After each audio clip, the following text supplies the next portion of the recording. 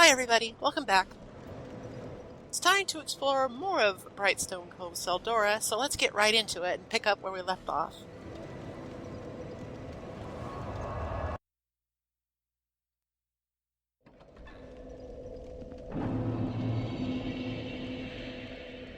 As per usual, I'm switching out my weapons and armor a little bit. Also spells. We're going to want to go with longevity today, so I'm going to swap in Magic Barrier and Heal.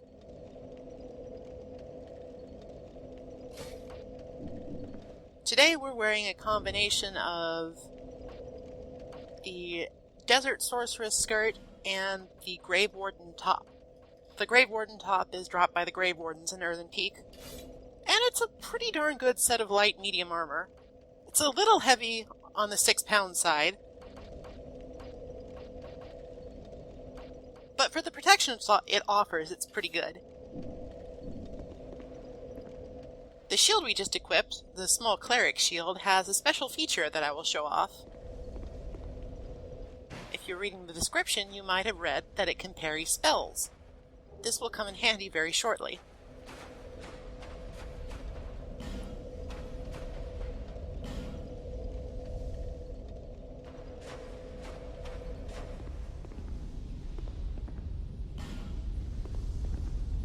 By the way, there's a bunch more spiders in this episode, so if that's not your thing, feel free to minimize this and do something else.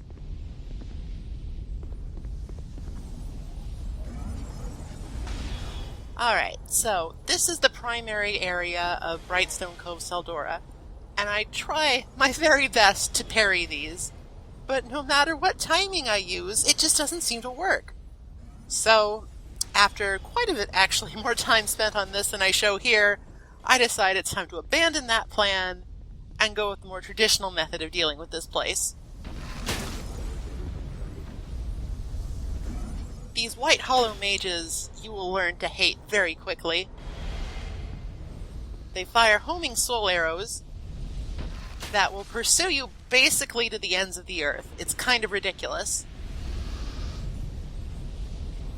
This crystal lizard is also kind of ridiculous. If I had a bit more stamina, I probably could have gotten it with 2 arrows there, but as it stands, that will come back to haunt me a little bit later. Before you go much of anywhere here, you want to take out any white mage hollow that you can see.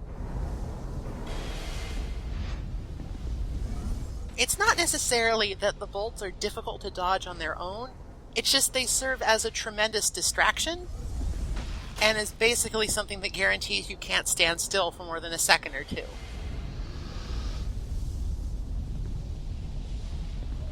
We can use these zip lines to get around, or if we were feeling brave and or pressured by white mage hollows, we could actually just jump. Now, the best way to deal with these guys is a combination of using the terrain to your advantage and a good old-fashioned bow and arrow. Magic can be difficult because they have high magic defense, and because aiming is usually kind of a pain. Now, there are a bunch of different ways to tackle this area, but I recommend pretty much always going this way first.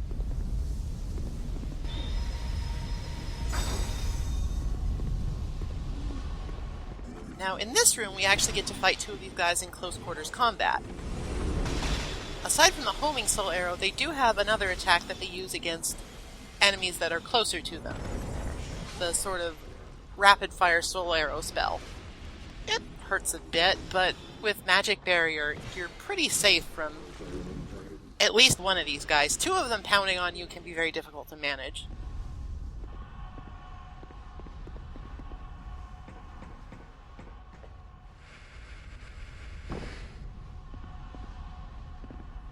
Our reward for coming this way is I don't want to say that it's a secret bonfire, but it's a bonfire that you might not actually find.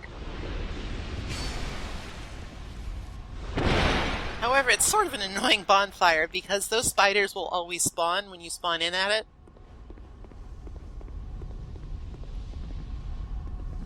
So, it's good to be careful of that. Now, the reason why I recommend going this way first is that door only opens from this side. Now that we have a bonfire down here and the door open, we sort of expand our exploration options by quite a bit, because we can warp between the two bonfires. This variety of basilisk lacks the huge false eyes of its forest cousin, and instead has the ability to burrow. Otherwise, they're identical. This crystal lizard doesn't seem to be very afraid of us, and it also seems to be red.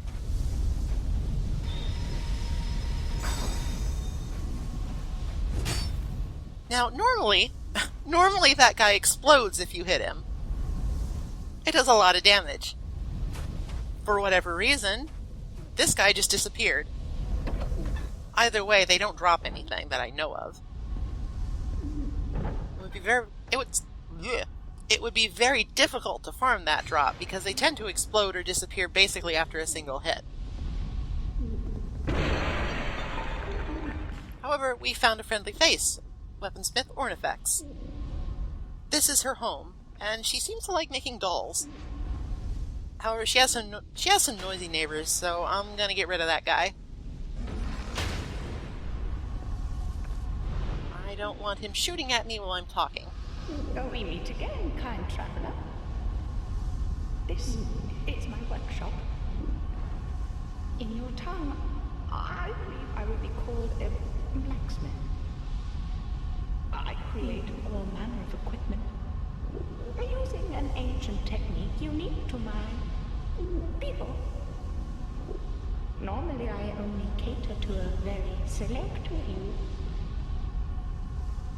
But I have a debt to you. I will craft one thing of your choice. My wares are far from ordinary.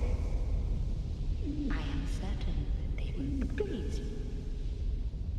I require no payment this time, but you must bring me a wondrous soul. My technique absolutely requires it. I trust you will understand. So Ornifex is another boss soul merchant like Strait of Alothus. She also has some pretty darn useful weapons for sale, such as the Murakumo, and, of more interest to us, the Partisan. She also sells a couple of ranged weapons too, and fire arrows, as well as some assorted consumables. Unlimited flame butterflies, by the way, so if you were feeling bad about not getting that flame butterfly in the Najka fight, it's really stupid and not worth it, so just don't worry, it's fine.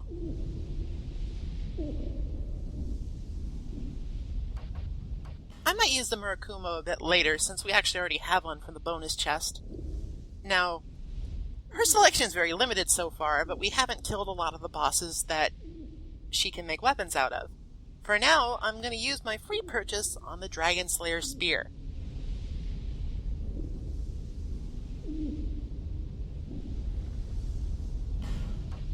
The Lost Sinner's Sword is actually just kind of bad, and the Old Iron King's Hammer is pretty strong. What do you desire? But is way too heavy. The nature of an item is greatly influenced by the soul that was used to create it. They can be tricky to use, but when wielded properly, are extremely powerful. This is what I meant by unique. These wares are not for use by ordinary folk. It's hard to believe now, but this land was once a flourishing kingdom. Its king, Vendrick, came close to unlocking the essence of the soul. What a dazzling soul he surely had. Imagine what I might create with such a powerful soul. I'm a bit uncomfortable now. Just gonna say that. It is said that our technique originates from a strange being that inhabited this land. A pale beast that lived long, long ago. We don't even know what exactly it was. If you find a wondrous soul, bring it by for me to have a look. Do you find me strange? You humans are always this way. The way you glare at any unfamiliar creature. That mix of curiosity, fear, and revulsion. No, it hardly concerns me. The nature of an act like this. Aside from selling stuff, Ornifex also offers all of the options of a blacksmith in that you can repair and upgrade your weapons. We're finally going to use some of those petrified dragon bones on the Dragon Slayer spear. I was actually very pleasantly surprised to find out how powerful this thing was. Numerically, it doesn't look that impressive, but it definitely has... it has its advantages. Such as pretty darn good deck scaling. Come back again if you find another soul. So, since we're on the topic, an aside about the Dragon Slayer spear. If you recall the old Dragon Slayer fight, you'll remember that his spear did not shoot lightning. His spear shot darkness. Now, if you're unfamiliar with the lore of the first game, this can be kind of confusing and almost look like an oversight. But since we're far enough along, I think it's okay to say that the old Dragon Slayer is some incarnation of Dragon Slayer Ornstein from Dark Souls 1. And in that game, back when he was younger and more alive, he used very powerful and very devastating lightning attacks with his spear. In fact, if you did certain things in that fight, he's considered one of the most difficult bosses in that game. His spear lives on, and aside from, being a spear, so being pretty useful all around, it also comes built in with a lightning attack, as well as a lightning enchantment. It's deceptively powerful.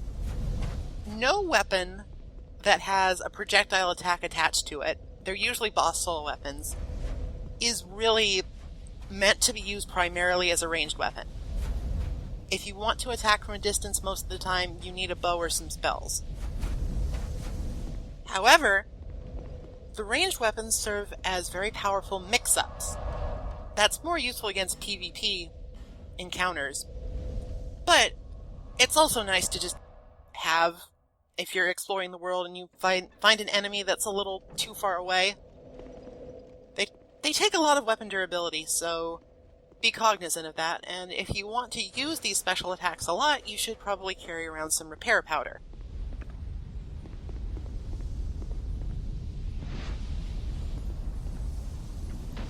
At any rate, due to the vertical nature of this area, we need to go through it multiple times to get more or less everything.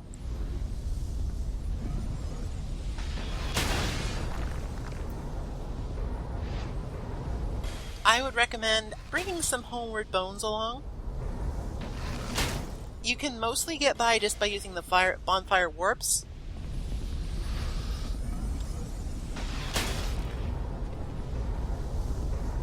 But there are a couple of situations where you might want to go back up and you don't necessarily have ready access to a bonfire. I mean, that's just good advice for pretty much the entire game. Always have at least one homeward bone in case of emergencies.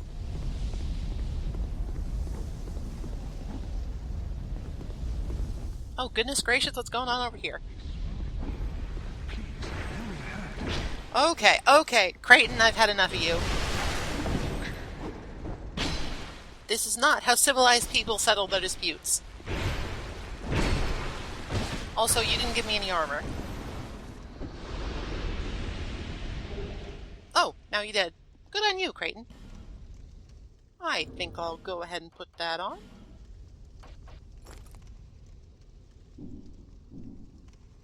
What misunderstanding could have caused this? Well, thank you. I owe you my life. My little pied-à-terre lies beyond here. You'll find some of my treasures there. Help yourself to those that suit you. Here, use this key. Be cautious on your travels. So as you might expect, there are a bunch of different ways that encounter can play out. I chose to help Pate because he has been far and away the more helpful character on our journey, but you can just as easily help Creighton take him out. Or if you're feeling particularly bloodthirsty, you could just, kill them both.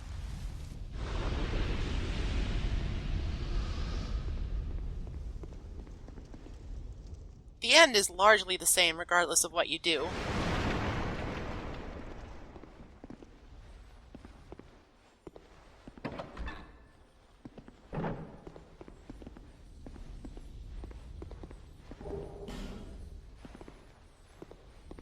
Anyway, moving on from the end of that quest line, which sort of ends kind of abruptly, we find a new enemy. These, I don't know their names. They're just, I guess, spider hollows. They are kind of terrifying, and they're kind of gross. And they also have a couple of really nasty tricks, aside from just being kind of tough. Now, today, here's a lesson in why you need to kill all of the sorcerers that you see if you're going to thoroughly explore. Also, be wary of Door. He must have caught sight of me through the window and busted through. I was, needless to say, not prepared for that. That was a pretty legitimate gotcha from the game. I will not fob that off on me trying to show things off. Good on you, game.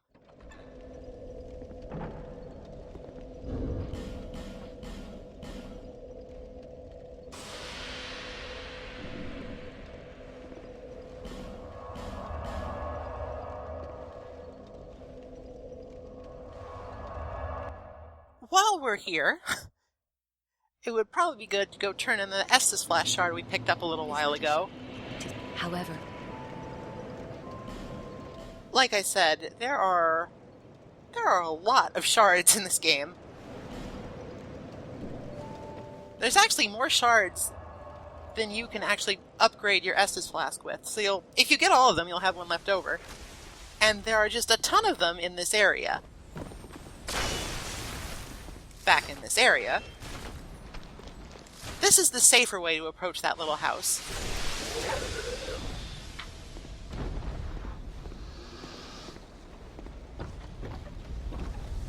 You've got quite a bit more room to maneuver, and even if you did leave alive that white mage, you will be protected by wonderful wall. So, these spiderly grotesqueries move quite slowly, but they attack quickly and from fairly surprising angles. They also have a really irritating habit of being able to attack you right as they die, which is something I'm pretty sure no other enemy in the game can do unless it's with a projectile. I believe it's due to the nature of the spider controlling what is basically a corpse. Also, due to the spiders on their backs, they're immune to backstabs. They're pretty fearsome foes, though they drop a lot of useful things, if you feel like farming them. Specifically, they drop the Tseldora set, which will, each piece actually, increase the number of souls you get from each enemy slain.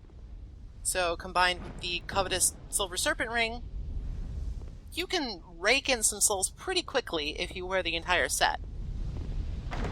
It has basically no defense, though, so trade-offs. Now, the reason we want to come here is we get the Southern Ritual Band +1, which, unsurprisingly, gives us one more attunement slot. It's an incredibly valuable find. There is a way to completely invalidate this find by using a bonfire aesthetic and refighting Sorceress Najka. You see, when you defeat her on New Game Plus or above, she will drop a Southern Ritual Ring +2. There's no other way to get that. Honestly, I don't really like that mechanic very much. It's kind of lazy. But I guess it's to keep things fresh in New Game Plus that you still get new useful items. Either way, I don't think I'm going to be doing that until New Game Plus, because it's sort of cheap. The Southern Ritual Band +2 is really strong!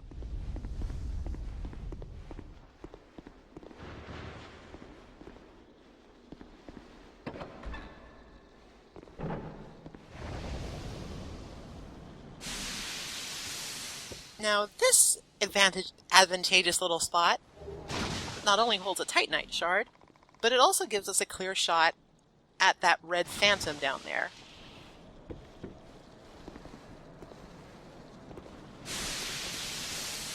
This curious fellow is wearing peasant attire, is wielding a pickaxe, and perhaps most curiously, has the porcelain shield from Iron Keep.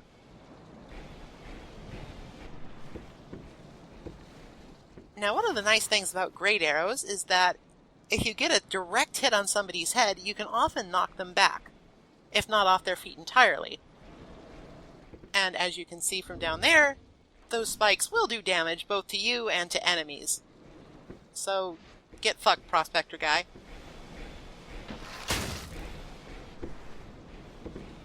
The spikes will just finish him off. Whoa, hello.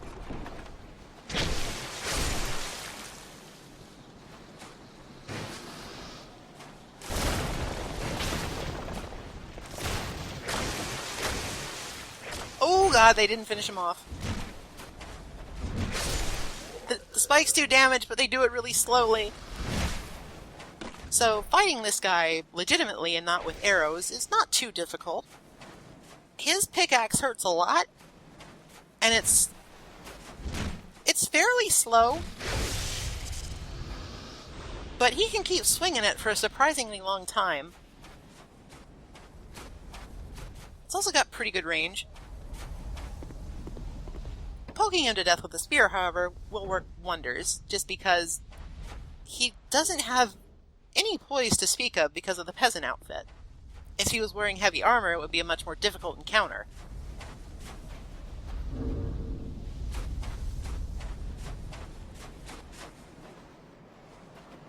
Too heavy to open.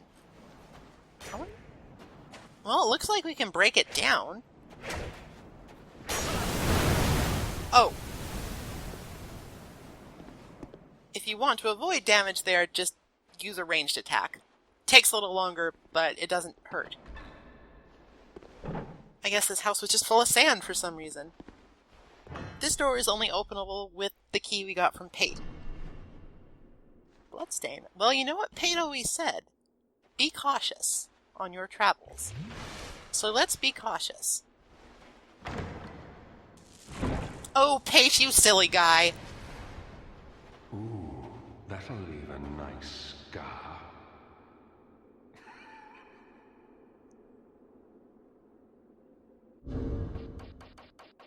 What a prankster. Like I'd fall for that.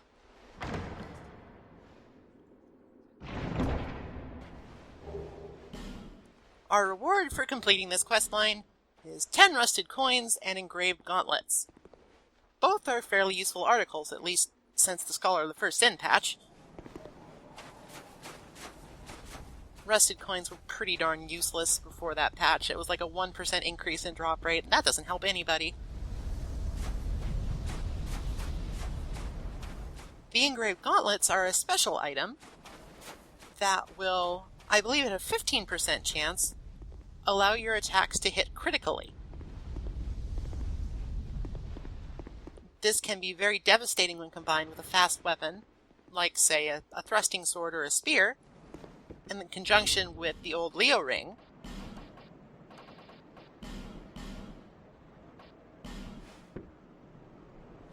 It's sort of a gimmick item, but it's worth looking into if that sort of idea appeals to you. I'm kind of against critical hits on principle in video games, so I think I'll leave it be, but we might look at it later. Let's take advantage of our new attunement slot.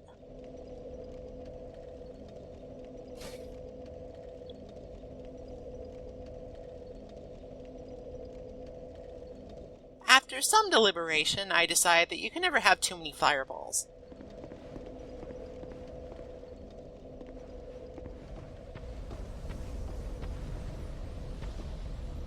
Alright, it's time to see if we can finally get that lizard.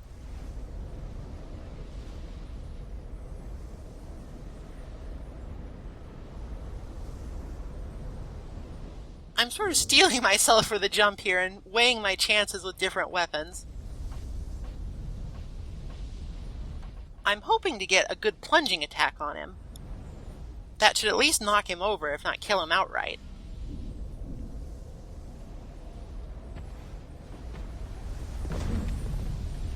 Oh, no, no, no, no!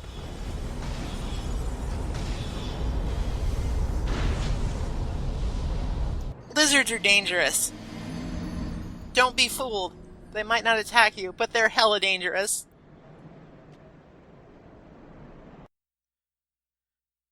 Alright, well, let's try that again.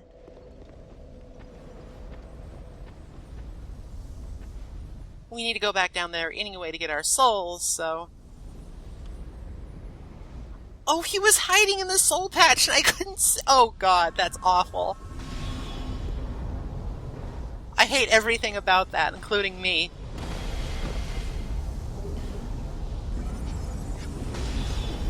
Now, I will say right now that the platform that holds that lizard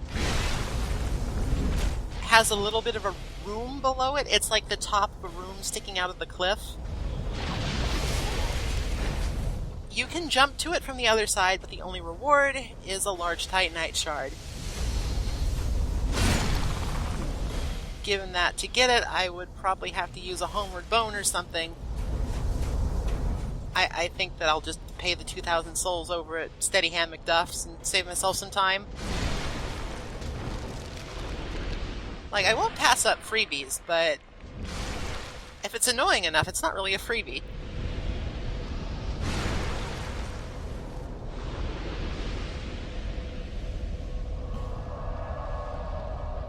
We did at least get some Twinkling Titanite from that, so it wasn't a total loss. This is probably going to have to be another lizard that I get off camera. In fact, I did that basically right after I was done with this recording because it was really ticking me off.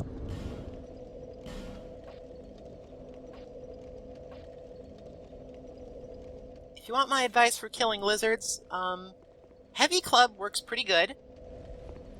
Ranged attacks, if they have enough bite to them, can knock them over and kill them before they have a chance to react. But for the most part, it's kind of just trial and error, because they love to put them in places where there's cliffs and stuff. So not only do you have to deal with the fact that a lizard can go running off the cliff, there's also the fact that we just found out that it's not so hard to just follow them. And we have quite a bit more to lose than a lizard. I hope everybody can say that about their lives. I considered briefly going for it again with the great bow. But before that, gonna be honest, I don't like this area very much. It's really annoying.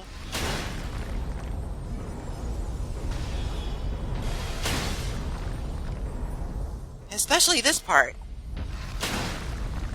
Great. Finally. Okay, let's try this lizard one more time.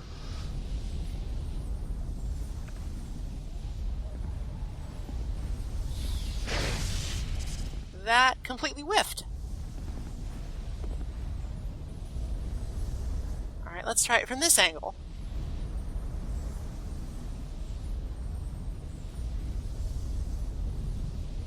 If lock-on will cooperate with me. Alright, let's try it with a bow. Fuck this!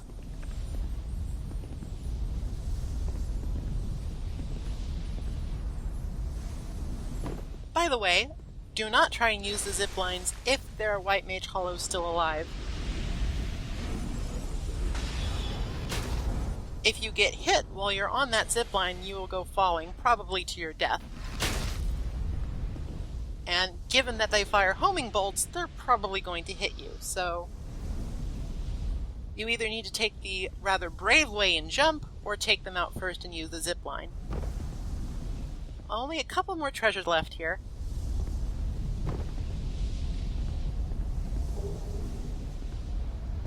The real prize is down below. But we need to be careful that we don't roll off the side.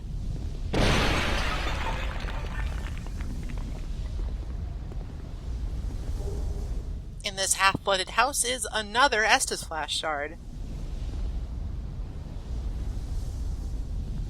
Flooded with sand, I mean.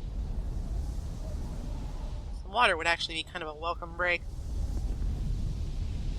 Sort of taking mental stock of all the stuff that I have and haven't found here, and I'm pretty confident that I got most everything.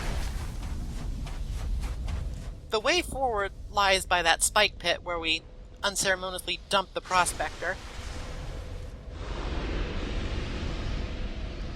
But that's another pretty significant leg of the journey, so I think that before we do that, we should probably take a rest. At very least, we should cash in this Estus Flash shard.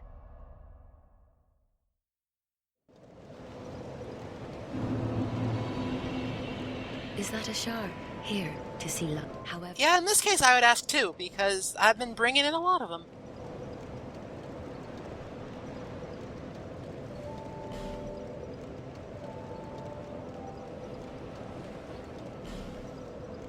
We've got some extra souls, so why not level up a little?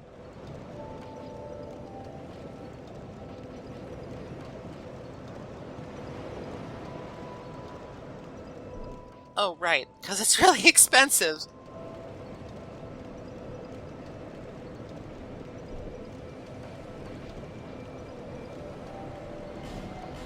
I finally decided on Vitality because I like being able to equip mostly anything I want.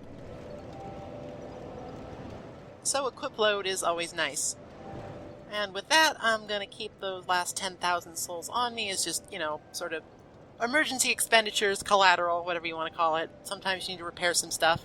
And with that, I think we're done for today. Got a pretty sweet new weapon and everything. Talk to you next time where we finally finish off Brightstone Cove.